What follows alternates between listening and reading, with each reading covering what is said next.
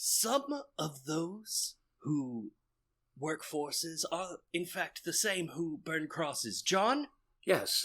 It is another episode of Loathsome Things, a horror movie podcast where we are in studio with the director, auteur, and mentor of a movie called House of 1,000 Corpses. Here with us today, Zach De La Rocha. Zach? Fuck you. I won't do what you tell me. No, it is in fact House of 1,000 Corpses, directed by none other than the robbest of zombies, Dr. Roberto Zombolini. And he is not in fact in studio with us today, for we are not in studios. And he's much more intelligent than to be on our show.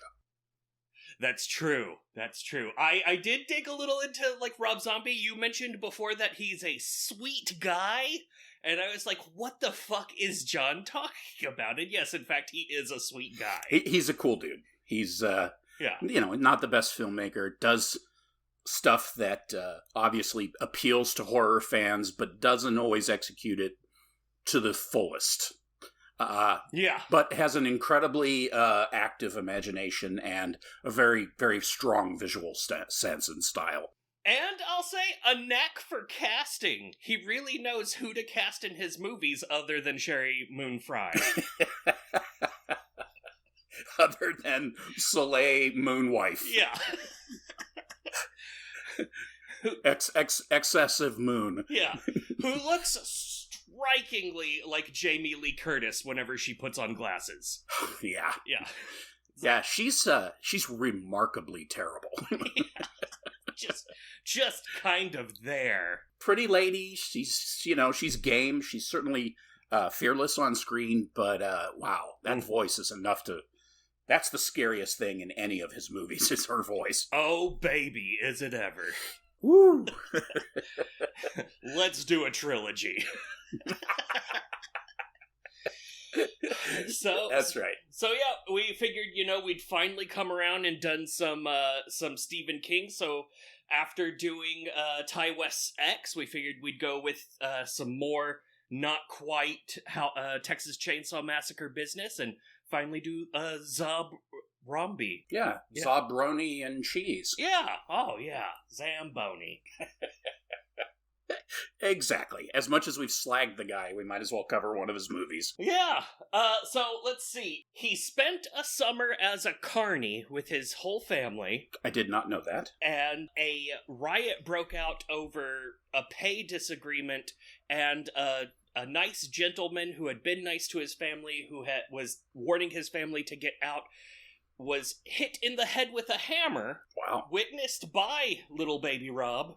This happening, and then he went on to become an ethical vegan after seeing slaughterhouse footage, and has a ranch where he has rescued livestock. Nice. Yeah, so definitely none of that coming through into this movie. No, they're probably, I would think it's safe to guess, nary an ethical vegan in this movie.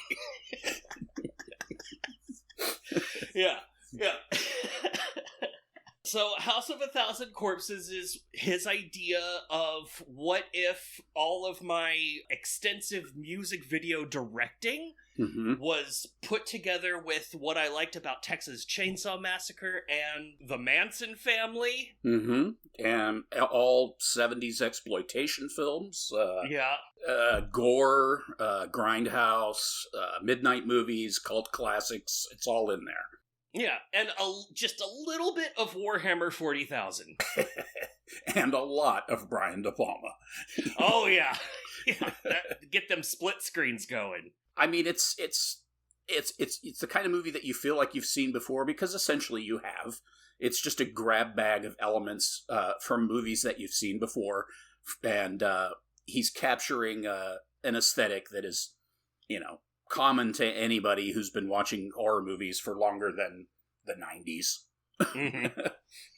If horror to you is Scream and Midsummer, then yeah, this movie might be a little alien to you, but back in the 60s and the 70s, growing up in the United States, movies with a lot of the elements of this film to it toned down somewhat were very common. Yeah, this movie came out 1 year before Plates. Who is Plates? Oh, Skinned Deep? Skinned Deep. This movie came out 1 year before Skinned Deep, and you can see, like, that was, like, maybe Fangoria being like, hey, you know what would be cool is if we did this, but just, like, amped it all the way up to ridiculous. Yeah, this was 03, I think, and then Skinned Deep 04. Yeah, something like yeah. that. This movie was actually, I think they, like, wrapped filming on it in 2000, but because of, like, all kinds of complications, it wasn't released until 2003. That's right, because the original studio was like, fuck no, fuck you, I won't do what you tell me. And then... and then he ended up shopping it over to, I forget the other studio. I think it's Lionsgate or something. Lionsgate, yeah, that's right, yeah. Lionsgate. But it's very entertaining. I would highly recommend watching it. It's very, I guess, more artistic than it is a movie. Like, it's way more style over substance. But yeah, a lot of style. A lot of style, very, very heavily influenced by Texas Chainsaw Massacre 2. Yeah. Particularly later on, and pretty much 100% by the end of the film. It's just yes. It's just pure Chainsaw 2. Yeah. Minus Dennis Hopper. Yeah, no Dennis Hopper. That would have been a good get. Yeah, no kidding. Or Toby Hooper. Oh, man. They were both still alive at that point, weren't they? I have no idea. I can never tell them apart. Okay. Good. All right, do we need to go over anything else before I spoil the whole thing, summary style? Can't think of it. Well, maybe just some of the folks. Sid Haig, of course. The amazing Sid Haig, who we talked about quite a bit from Spider Baby. And he's done everything in between since. Or, you know, like, in between those two movies, he's done damn near everything. His wife, of course, we mentioned. Walter Goggins plays a cop. I forget the chief's name, Chief Wydell, but I forget the actor's name. He's a famous character actor who just passed away. Wow. The old man that plays Hugo, Grandpa Hugo, or whatever as they call him, he passed away right after the making of the film. And so you'll see a tribute to him at the end. But, you know, it's got that 70s feel, and it's got a lot of 70s adjacent faces and some very specific 70s faces like Sid Haig and, you know. Yeah. Like, you know, so it's an interesting mix. And then, bizarrely, Chris Hardwick and Rainn Wilson. Yeah. Before Rainn Wilson was in The Office. This was, I think, his first film, or one of them. The reason that I remembered Rainn Wilson being in this movie, because the first time I watched The Office, I was like, oh, that guy from House of a Thousand Corpses. That's cool. It's so weird. I always forget he's in this, and then I see it again, and then I'm like, oh my god, it's fucking Chris Hardwick. I hate that guy. Yeah. He is pretty funny in this, because he's such an ass, like, over the top. He is the worst. I was like, why are other people dying before him? It's not like they saved the best death for him, although his was fine, but... His was fine, yeah, that was a good one. I think Rainn Wilson wins the death competition. Oh, yeah. I wonder if he, like... I guess that was just him in makeup, though, so there's probably not, like, a model that he could take home. Oh, my God. Put it over his mantelpiece? Yeah. That would be awesome. Or over his mantle. Yeah, that would be fantastic. It would have to be huge, because he's like the only possible person that doesn't make Sid Haig look horrifically tall. That's right. Oh my god, yeah. No, I can't. Right. I think that's it, yeah. Alright, let's get into it.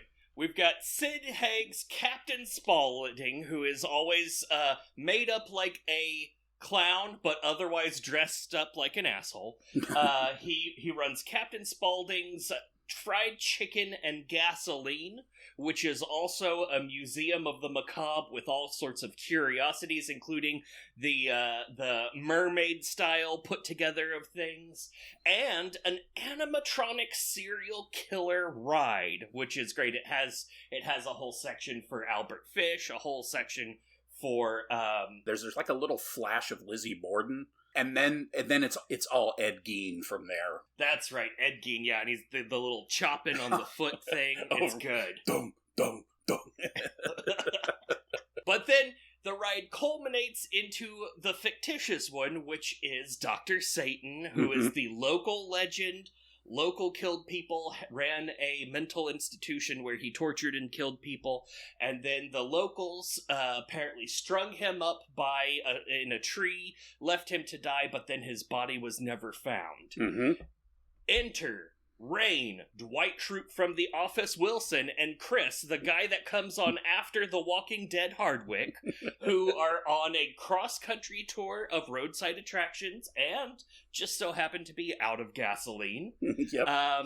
They come across Captain Spaulding's fried chicken and gasoline establishment, wake up their girlfriends, who mostly don't get their own characteristics other than being girlfriends or having a dad.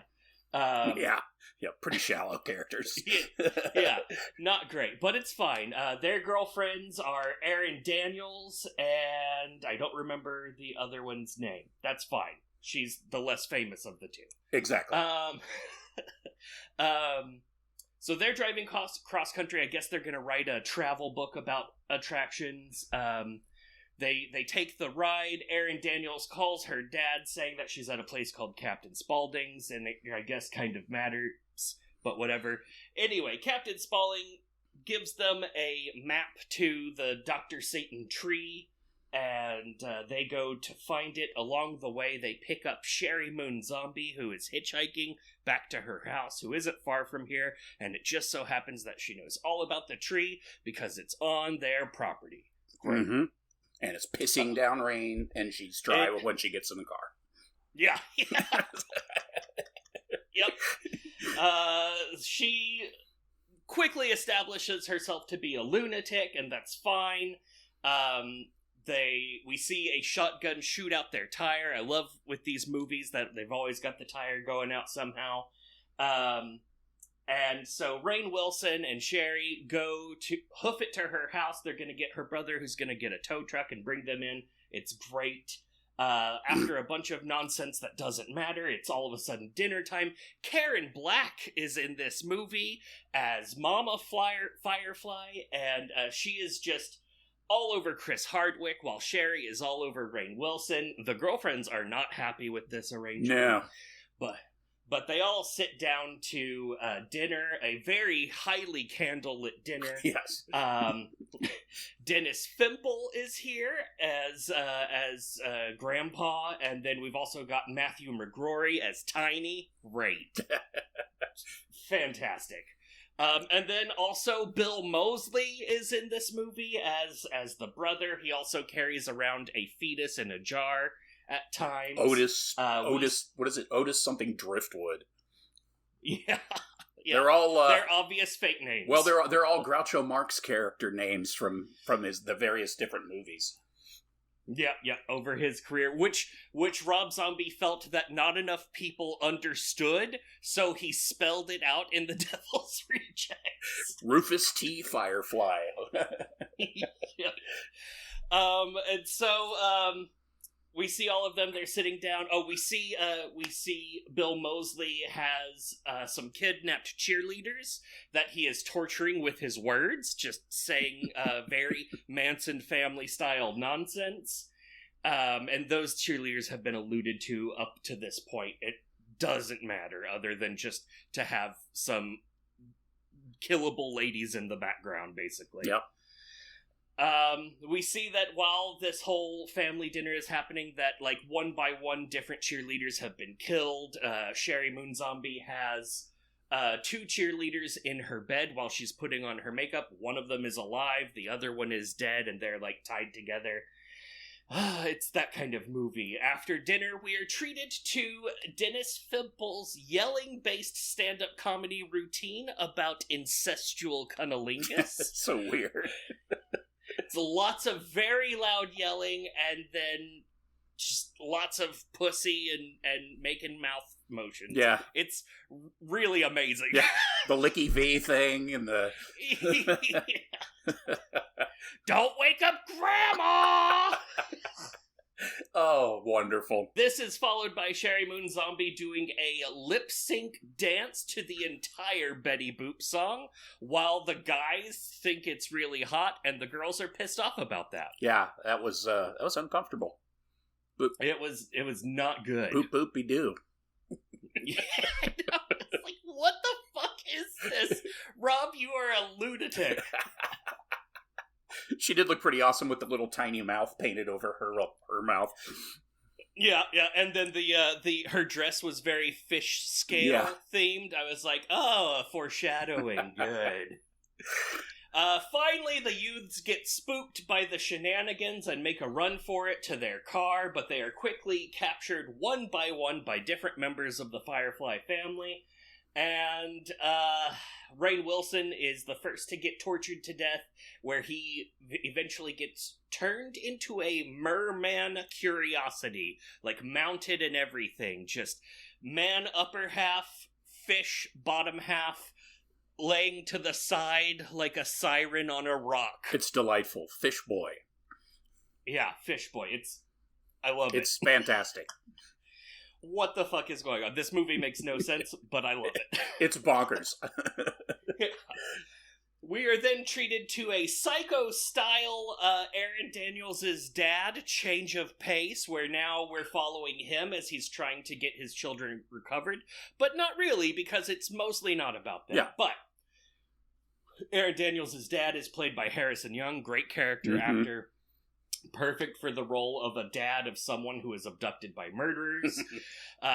He's worried that his daughter and her friends never showed up to Halloween where they were supposed to, so he gets the local authorities, which is Tom Towles, William Bassett, and Walton Goggins, as you mentioned. Nice. And then we're treated to Aaron Daniels' nightmare about a couple whose marriage was torn apart by the skunk ape. Yes, who was cut from the film, apparently.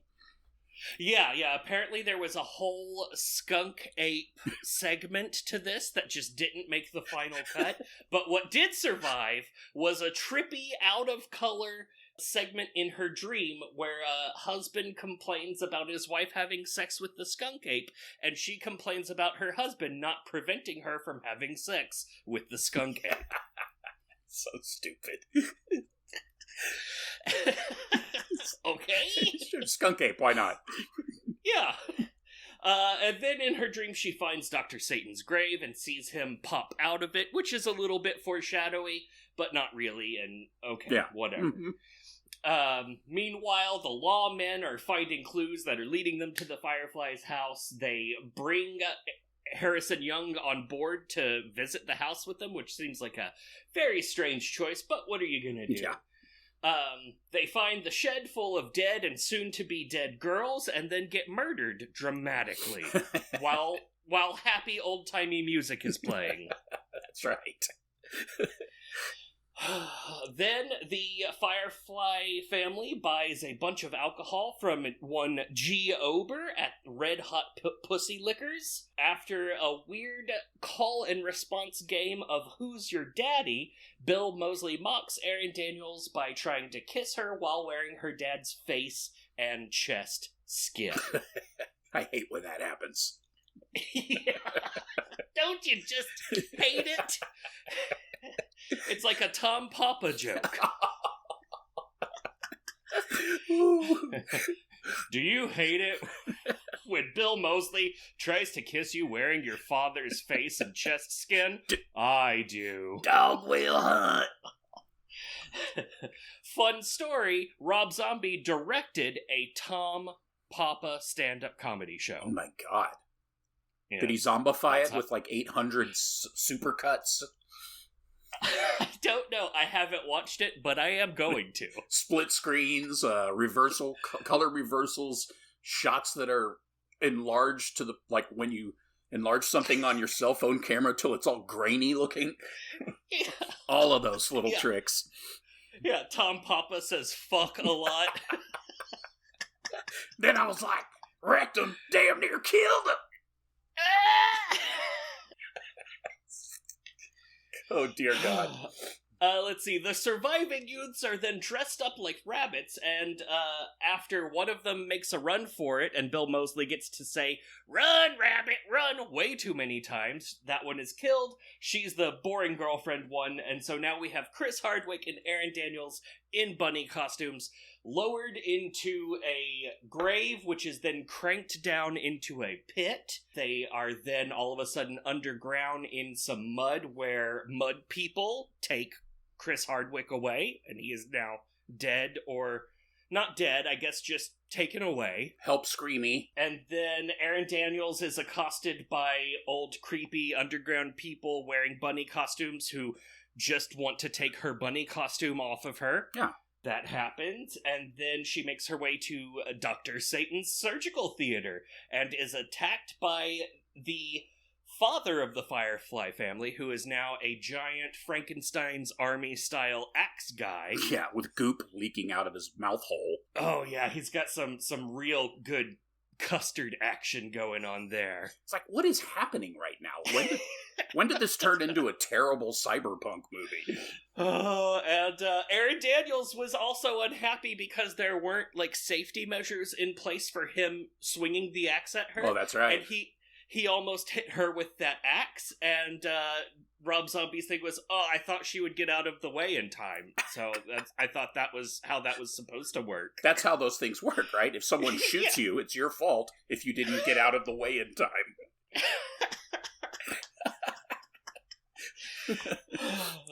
So she escapes. She climbs up through hay into the mid-afternoon light of the next day. And it gets to a road where she hitchhikes, gets picked up by none other than one Captain Spaulding, who we know is a killer, but that we don't really know is a bad guy or in any way connected with the Firefly family. But then we see that, yes, in fact, Bill Moseley is in the back seat, and it looks like he stabs her in the neck with a knife, but then instead of being dead, she wakes up in Dr. Satan's surgical theater, where he is turning her into some nonsense. Yeah. Movie over. Movie over. Hope you enjoyed it. So, John, what the fuck is going on? I think it's just a grab bag montage, very Rob Zombie-esque style of throwing everything in and seeing what sticks. I mean, it's, we forgot to mention that last house on the left, influence, but it's, I don't know, it's just a silly movie. It is entertaining. It's a little exhausting by the end, but it's not that long, although it feels pretty long. It feels much longer than it is, and there are parts of it that are really compelling and good, but there are other parts where I'm like, I don't know about another one. Sid Haig, as one might guess if you're familiar with him, is fucking great. Oh, yeah. I mean, he's just, like, you never know how, he's actually scary. I guess you don't know, he can switch from extremely threatening to, like, as soon as he stops pretending to be threatening or whatever, and he acts like he's nice, he's totally believable as nice. Like you could feel the tension leave when he's like, I'm just fucking with you. And you're like, he's just fucking with me. And then, it's like, how does he pull that off? He's so good at that. He's so good. He could just switch from terrifying to charming in an instant. And it was done so well. Like, I was like, oh, I would love to hang out with that guy. Oh, I would never want to hang out with that guy. Oh, let's go get pizza. Oh, God, no. Let's get fried chicken. How come you asking so many jackassy questions? If I wanted to listen to an asshole, I'd fart. That was his t-shirt. Oh yeah, there's lots of good sight gags on here. I like that some of the sight gags he just kind of let them pass by. Mm-hmm. But then others he was like, no, this one's too good. We have to focus in on it. So you see a scene where the cereal is Agatha Crispie's, and you can just barely see it. But then you can tell Rob Zombie was like, no, I don't think people are going to get that joke. Let's zoom the camera in on the box of Agatha Crispie's and focus on that for a good second. Okay, now they'll get the joke. And then Tiny's shirt, what did it say? A cheap-ass Halloween costume? Yeah. All of Captain Spaulding's shirts are like hot dogs and pig stuff, and that's right. Oh man, fantastic. Yeah, and so and there's also lots of references to the Manson family here at the beginning. Chris Hardwick, for some reason, is just looking through photos of the women from the Manson family and talking about how hot they are. Spank banking the Manson girls. Yeah. Very strange. So yeah, we've got like full influence of all of the actual murderers in here, and then of course the horror movies that inspired him, and also his childhood trauma of being a carny and seeing people get hit in the head with stuff. Oh my god. The movie opens like the very opening is one of those like midnight movie, like Sunday midnight or Saturday night midnight movie, black and white, Captain this or Doctor that or whatever the fuck the guy's name was, and it's his scary movie night or something. Dr. Wolfenstein. Yep. He says Dr. Wolfenstein, and then the announcer says Dr. Wolfenstein, so I guess you take your pick on that. Yeah. And that really doesn't play into this movie at all, other than the fact that it's at the beginning of it, and then later it shows up in, like, the background once or twice. Yeah, I think it's just kind of a nod to, stuff he grew up seeing. Yeah. Because we all saw that kind of shit, us old folk. Yeah. Yeah, from the pre-Elvira times. Yeah. That stuff was, when you would watch a horror movie and then, in between commercial segments, you'd have some clown dressed up as like a ghoul who was always a wise ass and would say, well, I guess he got what he had coming. Joe Bob Briggs. Yeah, exactly.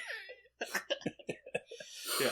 There's a lot of, so there's that stuff in here. There's also a lot of stuff that feels like straight out of music video land. Yeah. Like a lot of the cutaways are things that feel like they would be an interlude in a music video. There's like the old man with a shotgun and all of the signs that in front of his house, and he's like, "This is hell!" Like that is exactly the kind of thing that would be in the middle of a music video. That's true. Yeah, he had like that folk art crap behind him with all the things painted, like phrases painted on wood, and it was just completely useless. But okay, yeah, it's fine. Whatever. The movie was full of that kind of stuff. I guess that's a good point. It's like a 80-minute music video, which, as you can imagine, gets pretty tedious. This is the house, come on in. I mean, pick, I don't know, maybe only 500 of your favorite references and put those. You don't need, 15,000 references in an 80-minute movie. It's just, there's scenes where, you're looking at Captain Spaulding and the walls in the background have hundreds of items back there, like carnival geeks and goofy collectibles and macabre stuff and a portrait of the Moors murderers and it's too much. It just gets exhausting after a while. It's because that's all like his private collection of nonsense. I figured as much because I was like, putting a Moors murders painting in there is probably not only losers like me that recognize every single serial killer by face alone. But, the average person isn't going to know who that is. Yeah. I have no idea who that is. There are two killers from the two English killers that killed a bunch of young children. They would lure them out to the moors, like the swampy area in like central England, and lure them out there and do horrible sexual things to them and then murder them and bury them out there. Jesus. They did it several times before they were caught. But it's this guy, Ian Brady, and the other lady, I forget her name, Myra Hindley, and they were horrible, but he was, typical of serial killer couples. She probably never would have done these things on her own. He probably would have done them anyway, but the two of them together was just a terrible combination. Wow. So, yeah. So, I mean, very, if there's a lot of true crime people out there, so there probably are a lot of people who would have recognized it, but it didn't have any. It could have been anybody, It could have been like, I mean, it's not like, whatever. Carry on.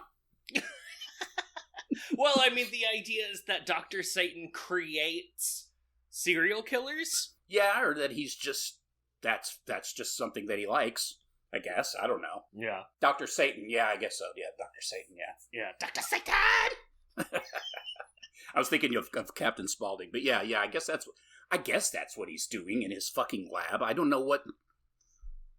that whole part was like, okay, what is happening right now? Why are we...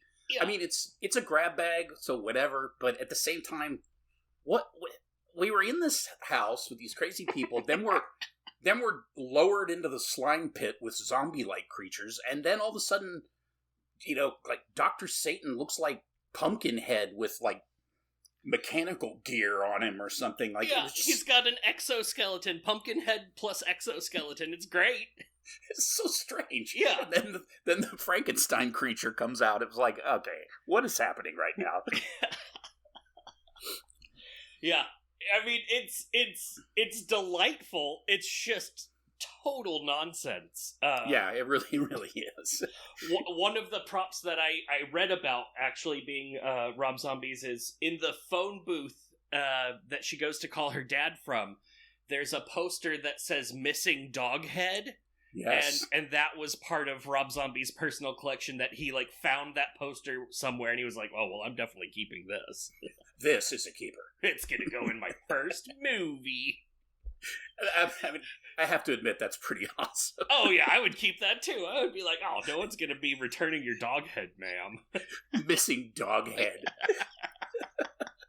I'd like to report a missing dog head. Have you seen me? It's like a disembodied dog head. Let's see. What else? What else do we need to talk about with this movie? Well, it spawned two more movies. That's true.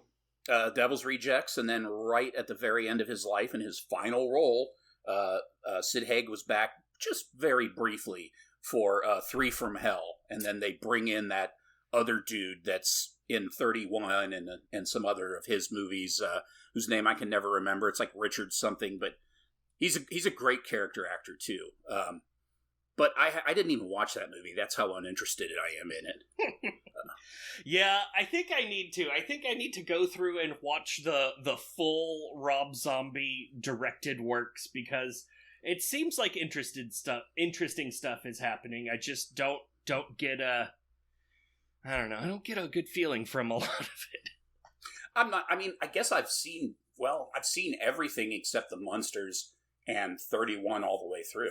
Yeah. Otherwise, I guess I've seen everything. Well, you haven't seen the Tom Papa stand-up. It's true. I have not seen the Tom Papa stand-up. Burning the witches and digging the ditches.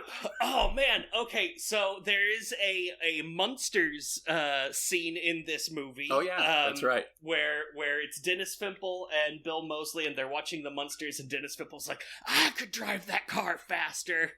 It's the Hot Rod episode. Yeah, it's like, don't you start with me. But yeah, so that's what Dragula is that fucking car from the Munsters. Oh, yeah. Yeah. I had no idea. That I've known the song Dragula for, like, something along the lines of 20 years, and for most of them, I didn't know what that lyric was that he was talking about, and then I didn't know why it was, and just because of researching for this movie, I found out what Dragula is. He taps into a little bit of the kind of particularly earlier on in the movie, where you see some of the black and white pinup style chicks, the Betty Page kind of bondagey chicks that look, innocent and really kind of lusty at the same time. That whole thing, that 60s like motorcycle gang chick, like True Satana movies, and a lot of just the crazy exploitation movies from the 60s, and like the Hot Rod stuff, and the kind of stuff that Glenn Danzig would have been into as well, kind of tapping into that with the Misfits. That stuff is just lost. That part of Americana is kind of gone. There's a few creative people that touch on it, like that artist Coop, who does the Devil Girl. Mm-hmm. He lives up in Austin now, but some of his artwork and some of his photo stuff is that kind of style, except he uses porn stars and weird alternative sex models and stuff, but a lot of times they're done up in that kind of style, but it's lost. I mean, I'm sure young people today don't have a fucking clue. That stuff must look archaic to them. I mean, it looked old to me, and people were probably still making that shit when I was around, but it was probably at the end of it. and now you just don't see any of that stuff anymore. Elvira's still around, but she's just considered a throwback. Yeah. And honestly, in like modern culture, she's kind of a one-off. Like, people are like, oh, she's the one person that did that one thing. Yeah. There was Vampira. She was another one. She was great. That was just kind of a thing. This modernized kind of post-psychedelic twist on Universal monster style, kind of. It was an interesting thing, and it was very uniquely American, and it's just gone. But it was cool to see him tap into some of that. I just wish he would have stuck more to one aesthetic, but I think that's Rob Zombie. I mean, if you don't like that kind of stuff, you're probably not going to be a huge fan of his, like this kind of throwing everything, this kitchen sink style, because that's what he likes to do. And to be fair, whenever he started making this movie, it wasn't supposed to be comedic. It was supposed to be dead serious and just purely horrific. But then he felt that the movie took on a comedic tone, and so he went with it. So if he didn't just go where his inspiration went, this movie might have been way worse. I mean, Devil's Rejects is pretty daunting. It gets pretty hardcore at times. It pulls less punches than this movie, for sure. Oh, yeah. No, I made it to the halfway point. I was telling you before we started recording, I started it just before we were recording. I got to the halfway point, which is after they've abducted that band that's like two husbands and two wives, plus Brian Posehn. And that is like it what starts out as like a kind of whatever movie just real quickly goes into, oh my god, like we're watching full like horrific sexual assault mixed with murder and just all of the things, and it all turns into a giant splattery roadkill situation. That's probably my favorite one, although the beginning of House of a Thousand Corpses is just so great because of Sid Haig. He just steals the whole show. Yeah, he's so good. And they did a great job on his teeth. His teeth it's just so great. And then with that white face and his eyes are all bloodshot, and it just really brings out the nastiness of his eyes. And he's got that black, like, ring around each eye that kind of fades into his eyebrows. It's amazing. Oh, yeah. And even the fact, like, they did the makeup thing around his beard, so it's like little bits of makeup in his beard, and you can see the skin underneath where there isn't. It's so good and perfect creepy. He's really great. I love him so much. And he's just talking to that dude, and he's like, I don't understand why you hang out with that asshole. And it's just so personable and yet terrifying. I love it. He was a national treasure. Rest in power, Sid Haig. Yes, sir. You were wonderful. So, John, you mentioned Glenn Danzig. Yes. I want to ask you a very important question related to this movie. So Rob Zombie turned his music career into a film directing career, and Glenn Danzig did not. But what he did do was turn his music and whatever career into, he made a movie. Yeah. Who are some other musicians, otherwise, like front men, front women, front people, that you think would make maybe not a good transition to directing horror movies, but an entertaining transition to directing horror? Yeah, I think, I mean, he's kind of dabbled, he's written screenplays and stuff, but I think Nick Cave would be an interesting horror movie director. He'd probably make some kind of arty, semi-literary one, but it would also probably be really violent, because that's the kind of screenplays he writes. I think he would be an interesting one. I think, what's his name? Till Lindemann or whatever, the guy from Rammstein. Oh, yes! I think he would make some awesome ones. He was born in East Germany, and his father was a cobbler. Oh, wow, yeah. And now he's a certified fire handler who sings in Rammstein. It's like, this guy would be perfect for horror movies. Yeah, that's a great call. There's a lot of metal guys. I mean, there's just so many metal frontmen that would be perfect, They're kind of easy. The obvious ones like Marilyn Manson, fucker from Slayer, Cannibal Tom Araya. Yeah. Tom Araya is a moron, though. I'm sorry. I love you, Tom. You're a moron. The Cannibal Corpse guy, yeah. It would just be, every character in the movie would have to bang their head the entire movie, just like him. The guy's neck is wider than my shoulders. I want to call out Jello Biafra as a good one, because the type of stuff that he does is already, like, huge, over the top, and absurd, and I think he would make a fantastic horror movie.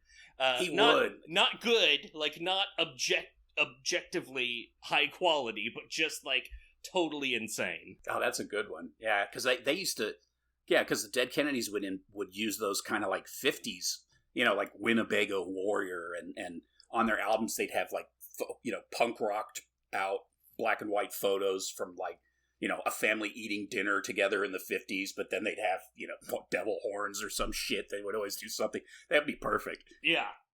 And he just, like, even since he's quit, like, he doesn't do punk rock, he does, like, spoken word, and he's a member of the Green Party. Like, he tried to get the nomination over Ralph Nader and did not. Make a movie about that. Yeah, a horror movie about that. Getting his revenge on Ralph Nader. And also that's why I did the Zach De La Rocha thing at the beginning, is because I think he would do a real good The Purge or The Hunt type horror movies. I could see that being right up his alley. The kind of movie that when you're done you feel extremely guilty for being alive. Yes. Oh no, now I have to go back to the world. I know that they only killed white people, but I still feel guilty after watching that. Yeah, that would be a good one. That'd be an interesting one. There was a metal band from Dallas called Rigor Mortis, and Rigor Mortis was kind of one of the first bands that was, like, obsessed with horror films. Their front man, whose name escapes me because it just popped into my head. I'm not that familiar with the band, but I watched a documentary about them, and they were just, like, huge horror guys. They would put horror film stuff in their songs. Nice. He would be great. Yeah. He would be a great one. Fantastic. But, I also want to call out Morgan Lander from Kitty. I think she would do it because she just loves the stuff. She's already the co-host of a horror podcast. Is she fucking really? Yeah, she's awesome. Oh, nice. I'm going to have to look that up. I had no idea. I forget what it's called. It's three girls and three ladies, three women, but they're Canadian. They're Canadian, right? So I think they're out of Toronto, if I remember correctly. But yeah, they have good show. I used to listen to it, but I kind of lost touch with it. Okay, I'm gonna look that up. That's awesome. And then one last one. There's a relatively new artist named Suburban, and all of his music is already pretty horror themed, and he does all of his music videos are done through this guy named Andrew Donahoe, who's directed horror movies, but very specifically directs sequences of themed horror music videos. He's like the exclusive music video director for Suburban, and recently Suburban has started getting involved in the creative process of directing the music videos, so I think maybe rising star, A Kid Named Suburban. That I like that one too. That one made me think of one more, and then I won't kill everybody. But the Richard James from Aphex Twin. Oh, nice. Made a movie together with, what's his name, Chris Cunningham, the guy that did the Come to Daddy video. I don't know if you've seen that video. Not. What is that? It's one of the greatest things I've ever seen in my life. It samples Come to Daddy from Hellraiser. It's like super high energy, very intense and aggressive electronic music. And the video is an old woman who's walking through like ruins of London, like in some, it looks like London, like some crappy place in England where it's all gray and the buildings are dilapidated. And I don't remember exactly because it's been a while, but she like walks into a warehouse and encounters all these children, but they all have Richard James's face because he has a very strange face. So they all have masks on of his face, which is like this leering, and they're circling around her and like taunting her and all this stuff. And the music's all "Come to Daddy," and then she encounters some sort of demon creature that stands up. There's a big break in the song where it's just a voice screaming, and it gets louder and louder and louder. So in the video, it's this demon in her face screaming while her hair and skin is like rippling back, and she's just standing there. It is amazing. Holy shit, I'm definitely going to watch that. I will probably link to that in the show notes, because that sounds awesome. It's better than most horror films, I'll put it that way. Nice. So I think of those two guys together, I mean, he doesn't even really sing. He does some vocals, Aphex Twin, but his music's great too. But man, that video is fantastic. Very cool. Damn. So speaking of horror movies, have you been seeing any good horror movies since we last spoke 2 weeks ago? I haven't really seen any horror movies. I started watching that fucking Devil in Ohio series, and I got like an episode down and started to watch the next one, and I was just like, what is going on with this fucking show? So I started to read about it, and I was like, yeah, fuck this. I don't even think it's horror. It's more like, I don't know, it reminds me of that Apple TV horror show with Rupert Grint on it, where it's like these people that live in like a town, like an expensive townhouse in Philadelphia, and some girl becomes their nanny for their fake baby because their actual baby died, and so they have this doll baby that apparently it's a like grief in The thing. Boy? Yes, similar. But this is a real thing. They look like real babies, and it's for parents who can't get over the loss of their baby, so they have this fake baby that they use as like a transitional thing. So that in the show, this nanny is there to take care of that. Well, then it turns out the nanny has escaped from some weird religious cult, and nice. Sounds interesting, but it's kind of shitty. And that's what this show reminded me of. I was like, they say it's horror, but it's not horror. It's just shit. Yeah, that's honestly a lot of the stuff on Apple TV is just like really pumped up on the pretense, and like Severance was good, but everything else I've seen on there has been kind of garbagey. I like Ted Lasso. It's certainly not horror, but no, but it's fun. Severance I thought was great. I like Adam Scott, as I know you do as well. Yeah, Adam Scott is great. He's great. As far as, their genre stuff is usually sci-fi, and it's usually the kind of sci-fi that I don't care about. Like Mars missions and shit. I'm like, don't care. Yeah. I'm a huge Isaac Asimov fan. I was very excited for Foundation, but then I started to watch it, and I was like, oh, this is so boring. And I know that that's a hard book series to adapt because it's not like written for that at all, but so boring. Yeah, I mean, the attempts to translate Asimov on the big screen so far have been pretty terrible. Oh yeah, let's get Will Smith to do it. Oh God. It's like, Jesus Christ, okay. John, have you seen Terrifier 2? No, I still have not seen that. Did you see it? It's so fucking good. I was reading, what's her name? Laverne something. Shirley. Laverne Shirley, the girl that stars in it. I was reading her Twitter feed last night because of course, there was some controversy because she didn't get naked in the movie. And some Reddit incel douchebag was talking shit about it. And she's like, I don't have anything against nudity in shows. It just wasn't, She's like, someone puts his dick up against glass in this movie. Like, there's nudity in the movie, just not mine. Yeah. She gets almost nude. You see, like, butt top and side boob. Like, get over it, dude. It's because she's dressed very skimpily for a whole large segment of the movie, and it plays with it, but people need to get the fuck over it. It's so dumb the way part of it is that people don't express themselves in the written word very well. They either get very formal or they just become like, savages with a text to writing translator or something because they don't know how to write.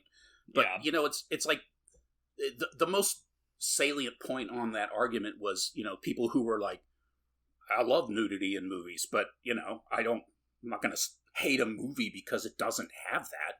And I'm like, what the fuck is wrong with you? And then someone else was like, dude, you do have access to the internet. If you need to see boobs, there's plenty of them there. Yes, yeah. Just, get over it. Reddit's a whole big community of nard huffers. Wow. It's, It's, Reddit is something Reddit is for adults. You have to be able to navigate Reddit and either filter out the stupidity or be able to put it in its place. because there's a lot of cool stuff on Reddit, but it's a wild frontier, and as a result, you might find yourself in some pretty scary corners. Yeah, I just read, I was on there, and someone mentioned that based on our horror's recommendation, they watched Solo. Mm-hmm. And they were very upset about it. They said that they were still crying because of what they saw, and they didn't understand why the community on our horror was talking about it as like such a strong recommendation. And so, of course, the comment section in there was like people being like, "Oh yeah, no, it's an important movie, but you need to go into it warned and prepared, and not just be like a young person that thinks it's gonna be a good time." No, that's a very intense film. Yeah, it is. It is one of the most intense films, probably. Yeah, that's what you would call an advanced film. Yeah. You don't step into the batting cage and immediately do fastball pitches. Yeah. You don't invite your whatever eclectic group of friends over to watch Solo unless you're all a bunch of lunatics. That's right. You don't enter the X Games to learn how to skateboard. Yeah. Oh, fuck. All right. What else do we need to do? Oh, what did you watch any horror stuff? Sorry. Oh no, I watched Terrifier 2. It was very, very good. It's it is daunting too. Did you see the first one? I saw. Well, yeah, the first official actually funded Terrifier. He made that one. Another one before, right, yeah, the first one where Art the Clown showed up. Yeah, but I haven't seen that one. But yes, first Terrifier, yes. It's it picks up right where that one left off, but it is. You know how his thing is that he will the violence is like a fun joke to him, and so he wants people to witness the funny joke that he did. Well, he really steps that one up in this one, and it's all practical effects, all super, super gory. In the first one, he's got the girl hanging upside down, and he chainsaws her in half from the bottom to her head, and doesn't quite finish, and so it's just so carnal. This one has a equally surpasses that in gore factor and implied trauma. Interesting. Yeah, I'm looking forward to seeing that. I mean, the first film was, to be fair, I don't think it was that great of a film. I mean, it was, or to be honest, but at the same time, it was entertaining. And Art the Clown is a great looking character. He's obviously pretty one dimensional, but but these movies are just schlock, and they're if they're gore schlock. If you like that stuff, you're going to get plenty of it. Oh yeah. This one, if you want gore from beginning to end, and you want it to be intense, and you want it to be throwback practical style, it's definitely your thing. And you even get a little bit more of a nuance to Art. Not a lot, just a little, just a taste. Yeah. I'm looking forward to seeing that one. There's a couple movies I need to catch up on. There's Smile came out on a service that I can watch for free now, and nice. And and I need to watch Terrifier. I need to watch Barbarian. There's a bunch of things I need to get caught up with. Did you watch Weird, the Al Yankovic story? I have not, and I actually saw it. I just saw it yesterday. I forgot about it. We were talking about it, and then I saw it on one of the free things, and I'm like, oh, that's right. I need to watch this. Yeah. So. Yeah, it's very good, and I have to call it out because so one of my favorite people, podcast and otherwise, is Paul F. Tompkins. Mm-hmm. In this movie, he plays Gallagher. Nice. And then 3 days after the movie premieres, Gallagher died. Yeah, rest in peace, you piece of garbage. So, good job, Paul. Good job, Paul. Thank you for killing that asshole. You killed Gallagher. Apparently that guy was trash anyway, so... Oh, yeah. Apparently he, sued his brother because his brother was, impersonating him. I mean, he probably should have. And I think I agree with Gallagher on that one. But, yeah, it's his brother was doing a Gallagher-esque routine and then started calling himself Gallagher.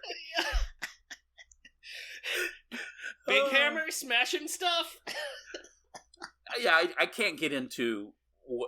I never liked Gallagher. I remember even when I was young, I was like, why is he destroying food? Aren't there people who could eat that food? It was the first thing I thought,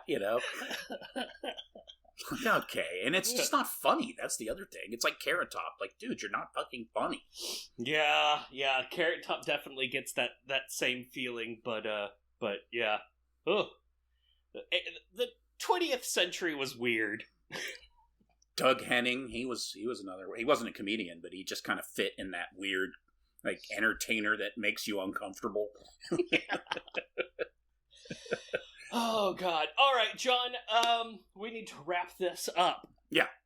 Out of 5 Loathsome Things, how many of those would you give to House of 1,000 Corpses? I'm going to split it in the middle, 2.5. 2.5? Yes. Do you want to qualify that quantifier? I think it could go either way. It's teetering like a seesaw on... At times it leans towards awesome, and at times it leans towards suck. And it just balances right in between there, and I think it fits that fulcrum between awesome and suck. That's where this movie lands. Nice. And yourself, sir? I went up, I gave it a 3.5 out of 5. I gave it half a point, basically just for achieving classic status. Like, it is now a classic of the horror genre. That's true.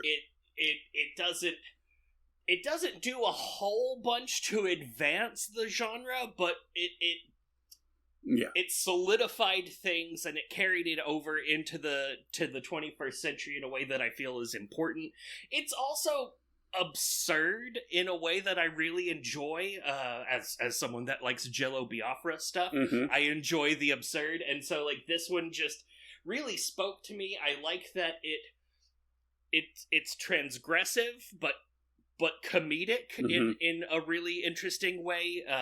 Like, for someone that enjoyed Skin Deep as much as possible, and Basket Case, like, it really, like, fills that part of my enjoyment factor. Plus, it was one of the first new horror movies that I ever enjoyed. Once I started getting into horror films, this was like one of the first new things that I saw. Also, have I told my Devil's Rejects story on here before? I don't think so.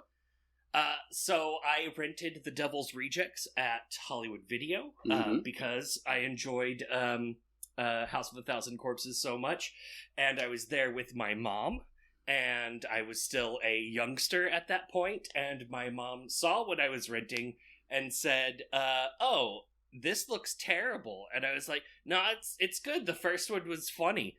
And she was like, all right, well then I'm gonna watch it with you. And so I watched The Devil's Rejects with my mom. Man, that must have been... You got through the whole thing, the both of you?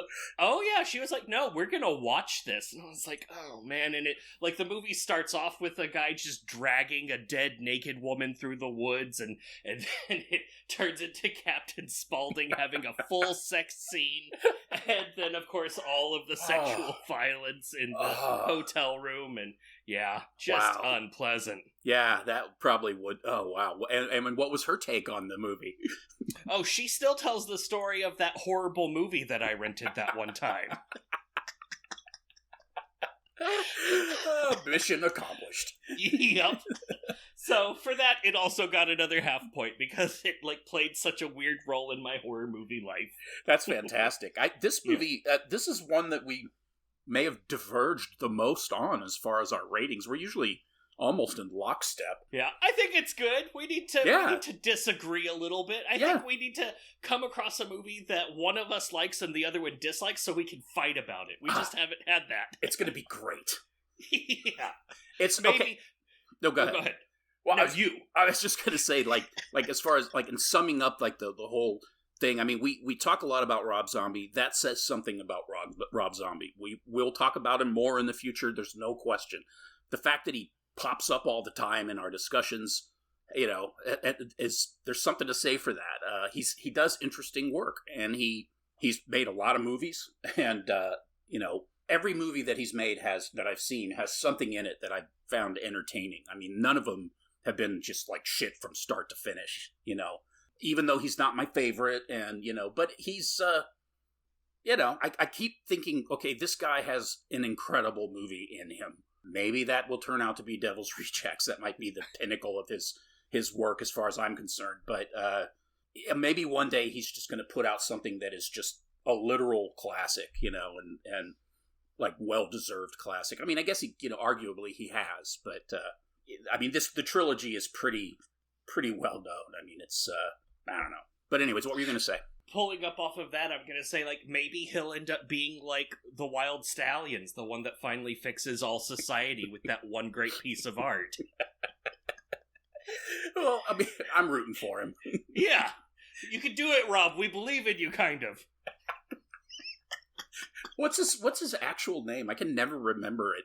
Oh, it's something like, I want to say Captain Spaulding? That's it. Yeah. Yeah, Roberto Zombolini. I don't remember. Oh, it's Robert Bartlett Cummings. Oh, wow. That's so American. And a little Britishy. Oh, yeah, but pretty Britishy, yeah. It's middle name Bartleh. Bartlett? Bartlett Cummings. Bartlett. Bartle? Hello, Mr. Bartlett. Zombie. Bartlett Cummings. 20 minutes of this. And he's like, you know what? I don't like the last name Cummings because my sense of humor hasn't gotten there yet. I'm gonna go with Zombie. And then he makes a lot of cummy movies. Oh my god. Nary a zombie flick. I don't know. I haven't seen. Maybe some of them are zombie movies. Although I guess you could argue that those creatures in the pit were zombies. Oh yeah, the mud guys. Yeah. With the ping pong ball eyes. All right, that's it for us. Thank you for tuning in, and join us in 2 weeks where we review another movie. Yes!